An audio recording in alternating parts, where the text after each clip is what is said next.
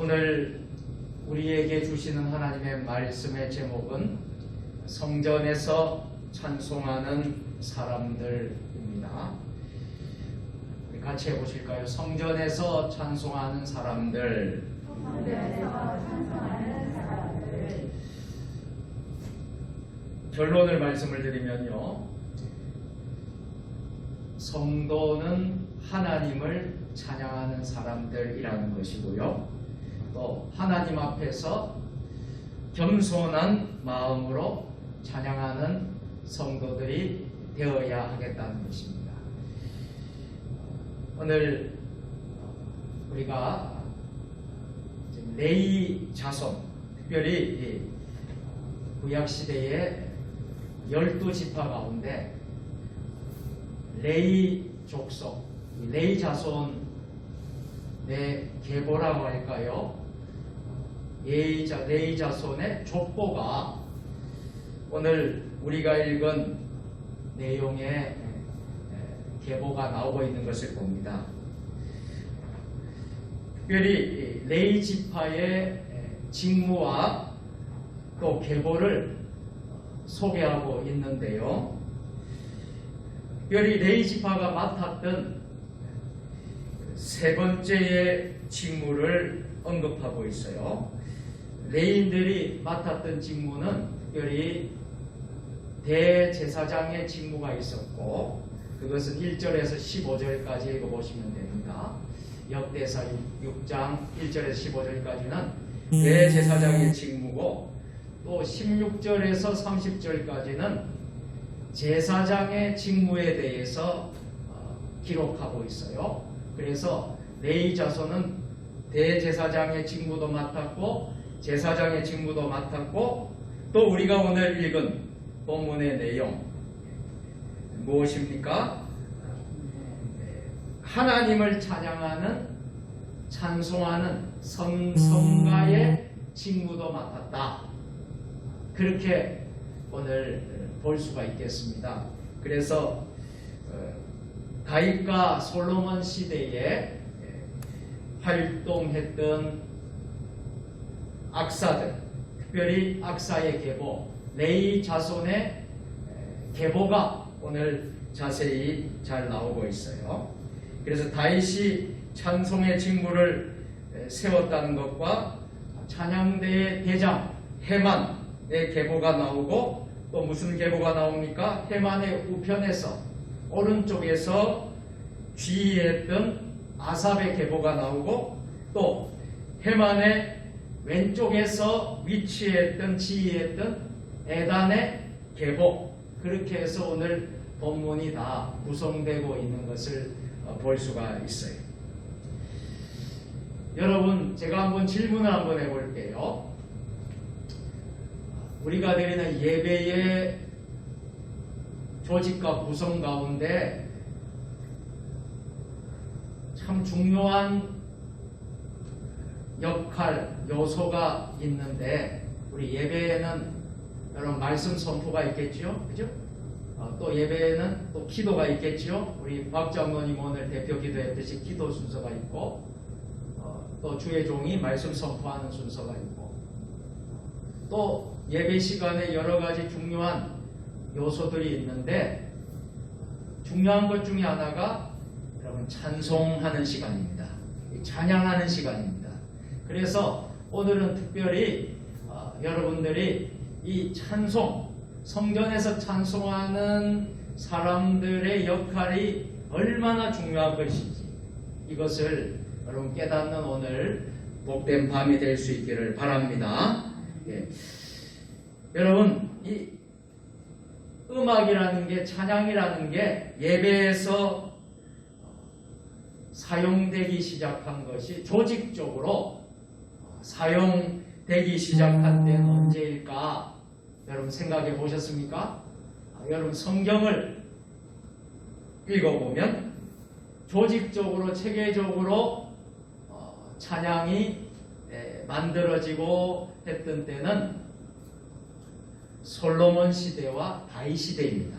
그래서 솔로몬과 다윗의 시대, 특별히 여러분들이 시간 나면 역대상 25장을 읽어보시면 더 여러분들이 알 수가 있는데요. 다윗은 헤만, 아삽, 에단, 오늘 나오는 네이 자손의 족보의 사람들의 이름이죠. 그들에게 명하여서 성막에서, 그러니까 오늘날로 말하면 이 성전, 이 성소에서 무엇을 하도록 하였습니까? 찬송을 맡아서 하도록 하였다는 거예요. 그래서 이들과 함께 조직된 찬양대, 이 성가대는 오직 구성이 어떻게 구성이 됐느냐 하면 레인으로만 구성이 되었습니다. 그죠? 그리고 헤롯 성전이 파괴된 때 AD 70년까지 계속해서 이어졌는데요. 그렇다면 여러분, 초대교회는 어떻게 했을까?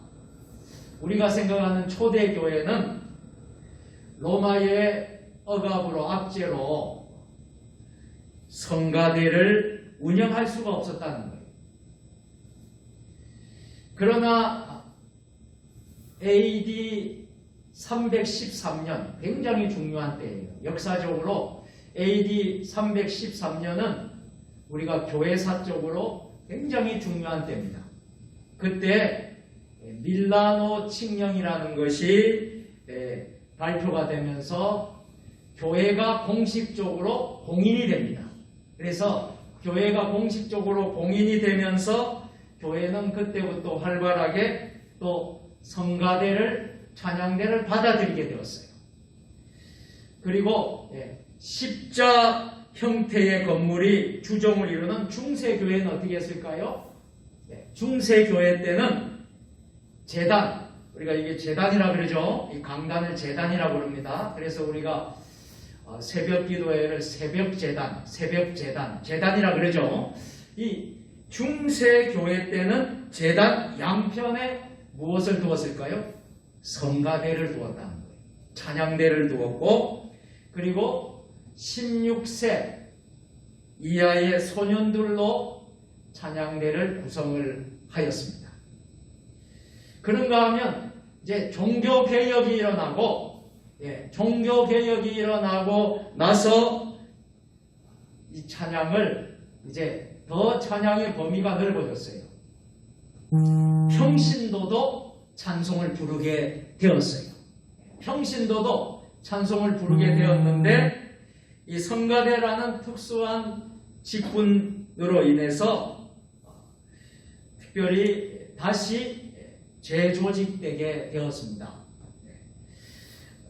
그래서 여러분들, 이 성가대, 이 찬양대는 이 역사적으로 굉장히 중요한 역할을 감당하면서 오늘날까지 왔는데, 여러분, 우리가 지금 우리 교회도 코로나 때문에 지금 찬양대, 성가대를 할 수 없는 상황이지만은 우리가 성가대, 찬양대를 조직해서 찬양을 하고 있다는 것이 대단한 예배에 있어서 아주 중요한 부분을 담당하고 섬기고 있다는 것은 틀림없는 사실입니다.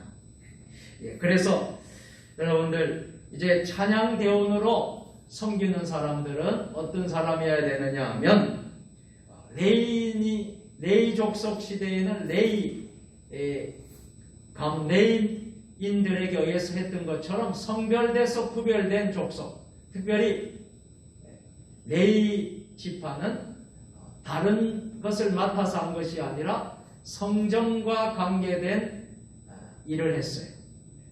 성막을, 또 성전에 관계되는 찬양을, 찬송을 대제사장도 맡았고 제사장도 맡았고, 여러분, 또 찬송하는 성가대, 이런 영적인 성별된 일들을 맡아왔던 거예요. 그렇다면 참 우리가 영적으로 생각하면, 우리가 찬송을 부른다는 것은 우리가 구원받아서 구별된 하나님의 백성임을 하나님께 고백하는 것이 여러분 찬송인 줄 믿으시기를 바랍니다. 그래서 찬송이 얼마나 귀한 것인가. 여러분, 지금은 평신도도 모든 사람도 우리가 찬송을 부를 수 있잖아요. 그래서 제사함 받은 사람, 특별히 그래도 여러분 제사함을 받고 신앙생활을 하면서 세례받고 세례교인이 된 사람에 한해서 여러분 성가대를 세워서 성가대 조직을 하고 있는 것입니다. 그래서 우리가 찬양을 하고 우리가 하나님께 영광을 돌리죠. 그래서 여기에는 지휘자가 있고요, 또 반주자가 있어요. 그래서 지휘자는 오늘 성경에 보면 에단과 아삽, 레인의 족장으로 성가대의 지휘자로 섬기게 했다 하는 것입니다. 그래서 이 지휘자가 또 역할이 있고, 그래서 여러분 지휘자로 세워지는 사람들은 때로는 이런 영성도 있어야 되고, 또 음악에 대한 깊은 또 공부와 또 연구와 음악에 대해서 또 깊은 그런 이제 실력을 갖춘 사람들이 지휘자로 여러분 세워지는 것입니다. 그리고 또 그렇게 훈련받아서 세워지는 것입니다. 또 반주자는 하나님을 찬양 드릴 때는 많은 악기가 동원되기도 했어요. 그래서 여러분 우리가 잘 아는 시편 150편 보면 현악, 관악, 타, 손바닥을 치면서 모든 악기가 총동원해서 시편 150편에 보게 되면 호흡이 있는 자마다 여호와를 찬양할지로다 할렐루야 하면서요, 여러분 모든 찬양을 악기를 동원해서 하는 것을 우리가 알 수 있습니다. 그래서 이 반주는 너무나도 중요했어요. 그래서 반주는 성가대의 생명과도 같았습니다. 그래서 찬양을 질적으로 또 은혜를 또 이렇게 만들기 위해서 또 높이기 위해서 이 반주를 사용했는데, 이 반주가 참 굉장히 중요한 요소를 가지고 있다. 그래서 여러분 참 우리가 이제 반주자가 이렇게 있고 없고의 차이는 큰 우리 예배 속에서 큰 역할을 하고 있고요. 가능하면 반주자가 반주를 하면서 하는 것이 참 더 은혜로워요. 우리가 지금 반주자가 없는 교회들은 어쩔 수 없이 기계를 이용해서 해말로 하는 교회들이 많이 있지만은, 사실 우리가 성경적으로 역사적으로 내려오는 그런 상황을 볼 때에 여러분 지휘자, 반주자, 성가대, 대원들 이런 역할들이 굉장히 중요한 역할을 한다. 오늘 제가 이렇게 여러분들에게 말씀드린 것은 이 성전에서 찬송하는 사람들 참 너무나 중요하다는 것이죠. 다윗이 언약궤가 이제 들어오고요. 우리 역대상 6장 31절 같이 한번 읽어보겠습니다. 역대상 6장 31절 같이. 언약궤가 평안을 얻었을 때에 다윗이 여호와의 성전에서 찬송하는 직분을 맡긴 자들 아래와 같았더라. 아멘. 자, 다윗은 언약궤가 평안을 얻었을 때에, 이 말은 무슨 말이냐면 법궤가 예루살렘 성으로 돌아왔잖아요. 다윗 성으로 돌아왔잖아요. 그런데 당시의 법궤는 일정하지가 않았습니다. 법궤가 일정한 곳에 머물러 있지 않고 옮기면서 이동하면서 법궤가 움직여 갔습니다. 그런데 다윗 시대의 언약궤가 평안을 얻었다는 거예요. 이제 그래서 다윗성으로 오게 되었다는 것이에요. 그래 그때 레위 자손들에게 여호와의 성전에서 그때 찬송하는 직분을 맡기게 되는 겁니다. 후에 솔로몬이 예루살렘에서 여호와의 성전을 세울 때까지 그들은 회막 앞에서 찬송하는 일을 행하였습니다. 자, 이런 여러분 역사적인 성경에 여러분 찬송하는 사람들의 모습을 우리가 꼭 배울 수 있었으면 좋겠습니다. 그 이름들이 오늘 나오는데요. 그앗의 자손은 헤만부터 레이까지 거슬러 올라가면서 기록되고 있어요. 33절에 39절까지. 또 이제 게르손의 자손, 레이의 계보 중에 게르손의 자손은 아삽부터 시작해서 레이까지 올라가며 기록되고 있습니다. 39절에 43절. 또한 무라리의 자손의 이름은 에담부터 시작해서 레이까지 거슬러 올라가면서 기록되고 있습니다. 44절, 47절. 이렇게 성전에서 찬송하는 사람들의 이름이 기록되고 있습니다. 그래서 우리는 하나님 앞에서 저들이 그렇게 찬송을 한 것처럼 우리도 하나님 앞에서 언제나 찬양하는 삶을 살아야 합니다. 그래서 찬송, 찬양이 얼마나 중요한 것인지 제가 여러분들에게 너무나 강조해도 또 강조해도 여러분 더 제가 강조할 수밖에 없는 이게 바로 찬송, 찬양입니다. 그래서 찬송이 우리 영혼의 맥박과 같다. 영혼의 맥박과 같은 거예요. 맥박. 맥박이 영적으로 우리가 잘 되어야지 건강하고 우리가 하나님께 참 건강한 모습으로 신앙생활 하듯이 우리의 찬양이 여러분 그런 맥박과 같은 그런 역할을 하고 있습니다. 그래서 어느 교회든지 찬송이 찬양이 참 은혜롭고 뜨겁고 찬양에 큰 은혜가 넘치는 교회들은 여러분 생동감이 있고 또 성령 충만하고 그 교회가 여러분 참 역동적으로 생명력 있게 여러분들 하는 모습으로 나타나는 것을 보게 됩니다. 그런데 찬양이 약해지고 찬양이 없어지고 찬양이 여러분들 영적으로 어떤 면에서 영적으로 살아야 되는데 영적으로 죽은 교회들은 여러분 교회가 힘이 없고 왜냐하면 영적인 맥박이 잘 뛰지 않으니까 여러분 교회가 어떻게 되겠습니까?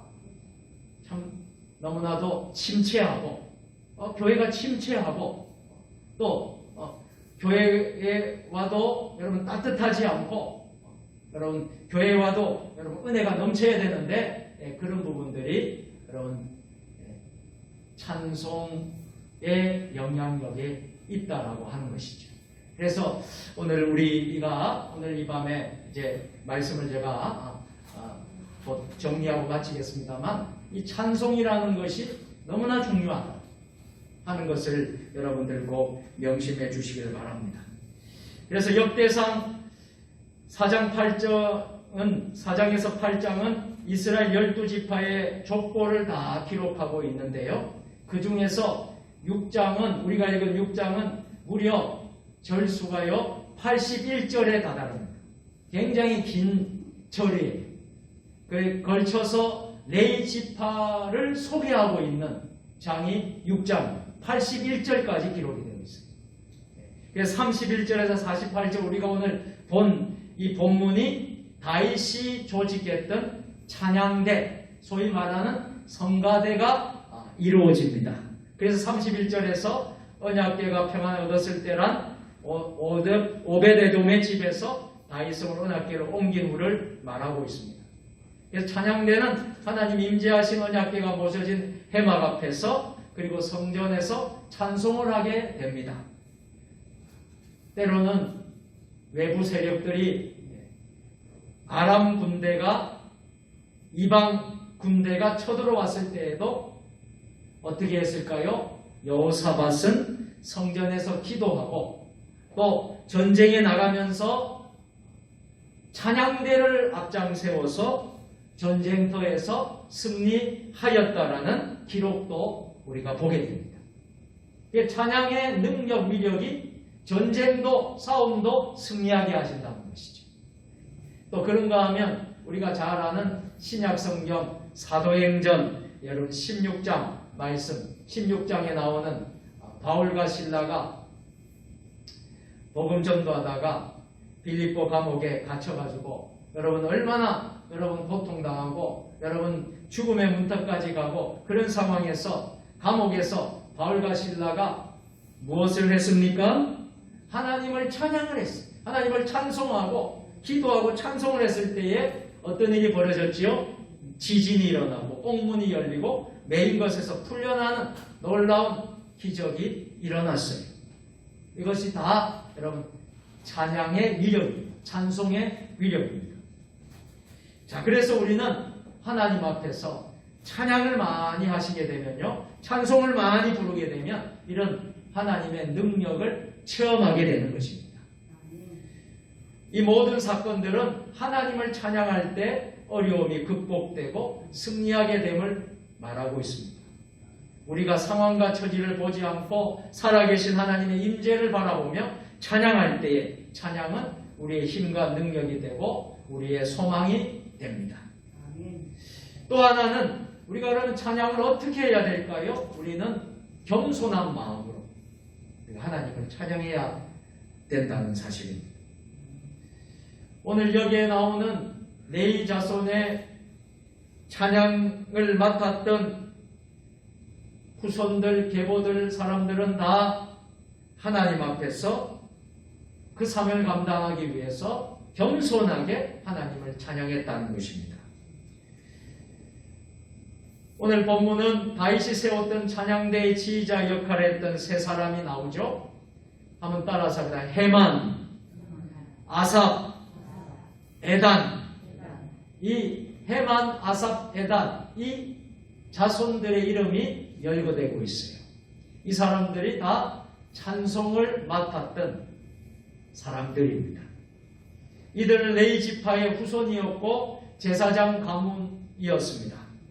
다윗의 지시에 따라 그앗 자손 헤만을 중심으로 우편에는 아삽이, 좌편에는 에단이 각기 찬양을 인도해 나갔다는 것입니다. 그래서 총책임자는 누구냐 하면 바로 헤만이었습니다. 그래서 헤만은 어떤 사람이냐? 존경받는 선지자이고 제사장이었던 사무엘의 직계손이었어요. 그래서 그는 더 큰 특권을 누릴 수 있었음에도 불구하고 더 큰 특권을 요구할 수 있었음에도 불구하고 그러나 그는 철저히 낮아져서 겸손한 자세로 찬양하는 일에 성실하게 임하였던 것입니다.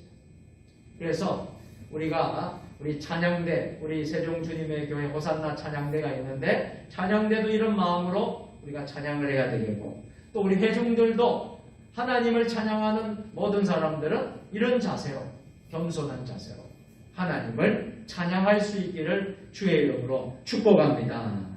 하나님은 실력이나 능력보다 겸손한 마음, 사람의 중심을 보십니다.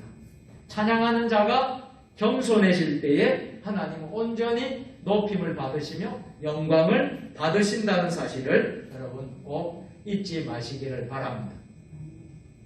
한 가지 말씀만 드리고 오늘 설교를 뵙겠습니다. 세계 최초의 흑인 오페라 가수가 있습니다. 너무나도 유명한 분이시죠. 마리아 앤더슨이라는 세계 최초의 흑인 오페라 가수예요. 영감에 가득 찬 그녀의 노래는 세상의 많은 사람들에게 많은 은혜를 끼쳤습니다. 상처받은 영혼들을 위로하고 회개를 불러일으키기도 했고요. 많은 불신자들이 방황하는 영혼들이 하나님을 만나게 되는, 하나님께로 돌아오게 되는 역사도 일어나게 되었습니다. 그런데 마리아 앤더슨은 가난한 가정에서 자랐습니다. 너무나 가난해서 노래를 배울 형편이 되지 못했어요. 미국 필라델피아에서 고등학교 재학 중에 다녔던 교회에서 후원금을 모아 그녀를 지원했습니다. 몇 해 동안 개인 교습을 받고 실력을 갈고 닦은 그녀는 뉴욕에서 첫 독창회를 갖게 되지만 발표회가 끝난 후 백인 기자들은 신문에 악평을 썼습니다. 여러분, 그 당시만 해도 여러분 백인 우월주의가 굉장히 강했거든요. 그래서 흑인들은 참 많은 차별을 받았습니다. 지금 미국 사회에 좀 많이 바뀌었다고 하지만 아직도 백인 우월주의가 남아있다고 합니다. 그런데 그 당시에는 더 심각했던 시대였습니다. 그래서 백인 기자가 신문에 악평을 썼어요. 시리에 빠진 마리아 앤더슨은 다시는 노래를 부르지 않겠노라 다짐했습니다. 얼마나 상처를 받았으면 다시는 노래를 부르지 않겠다고 했겠습니까? 그때에 그녀의 어머니가 참 믿음이 신실한 믿음의 어머니이신데 그 어머니가 이렇게 이야기를 했답니다. 마리아, 은혜가 위대함보다 먼저 와야 한다. 은혜가 너의 위대함보다 먼저 와야 되느니라. 그렇게 조언을 했다고 합니다. 그리고 어머니의 이 한마디는 마리아 앤더슨의 삶을 바꾸게 되었습니다. 그때부터 하나님의 은혜를 잊지 않고 노래하겠다는 결심으로 노래를 다시 시작합니다. 그래서 청중들은 그녀의 노래에 더 큰 감동을 받게 됩니다. 영적인 영성이 있는 그 노래에 감동을 받게 되고 또 위대한 오페라 가수가 되게 됩니다. 사랑하는 성도 여러분, 우리가 부르는 이 찬양이 여러분 사람을 살리고 또 우리의 영혼을 살리고 또 특별히 우리가 부를 때에 하나님의 은혜를 잊지 않고 하나님의 영광을 위해서 찬양하시기를 바랍니다. 성공하고 출세하기 위해서 많은 음악가들이 오페라로, 성악으로, 연주로 얼마나 화려하고 얼마나 그 무대에서 노래를 부르고 하지 않습니까? 그런데 중요한 것은 무엇이냐면 하나님 영광을 위해서 하나님 영광을 위해서 찬양을 해요. 자신이 위대하기 위해서 부르는 것이 아니라 하나님의 영광을 위해서. 오늘 이것은요, 오늘 우리들에게도 동일한 적용이 있어야 될 줄로 믿습니다. 여러분, 예수 믿는 우리 모두 한 사람 한 사람이 우리가 찬양을 할 때에 하나님의 영광을 위해서, 하나님의 영광을 위해서 하나님의 위대함과 하나님의 높으심과 하나님의 존귀하심과 그것을 우리가 찬양하는 저와 여러분들 되었으면 좋겠습니다. 하나님을 찬송하는 사람들 다 될 수 있기를 주님의 이름으로 축원합니다. 하나님 감사합니다. 찬양을 받으시기에 합당하신 하나님 아버지, 우리의 온 마음 다해 하나님을 찬양하기를 원합니다. 우리에게 믿음의 눈을 허락하여 주옵소서. 우리의 상황과 처지가 아니라 눈을 들어 하나님의 영광을 바라보게 하여 주옵소서. 오직 하나님만을 찬양하며 영광 돌리는 믿음의 사람들 되게 하여 주옵소서. 예수님의 이름으로 감사